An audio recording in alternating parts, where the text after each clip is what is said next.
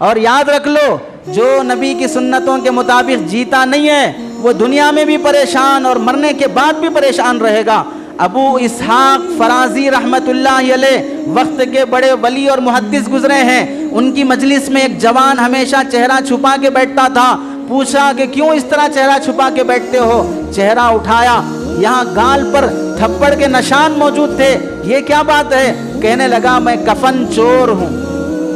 مردے کو دفن کرنے کے بعد کفن چرا لیتا ہوں، بعد میں قبر کھود کر ایک عورت کو دفنایا گیا، میں رات میں پہنچا اس کی قبر کھود کر کفن چرانے کے لیے، جب اس کا کفن کھولا تو وہ زندہ تھی اور اس نے مجھے زور سے تھپڑ مارا، اس کے انگلیوں کے نشان ہیں،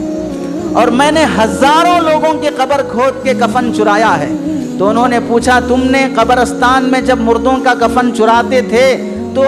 مردوں کو اور میت کا چہرہ قبلے کی طرف دیکھتے تھے یا قبلے سے پھرا ہوا دیکھتے تھے؟ وہ کفن چور کہنے لگا 1000 میں سے میں نے 90% مسلمانوں کو دیکھا کہ ان کا چہرہ قبلے سے پھرا ہوا ہے،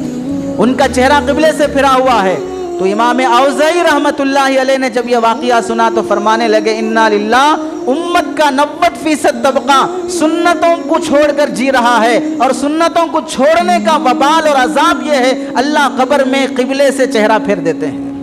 اللہ قبر میں قبلے سے چہرہ پھیر دیتے ہیں، یہ سنتوں کو چھوڑنے کا وبال ہے، اور 90% امت کا طبقہ نبی کی سنتوں کو چھوڑ کر جی رہا ہے۔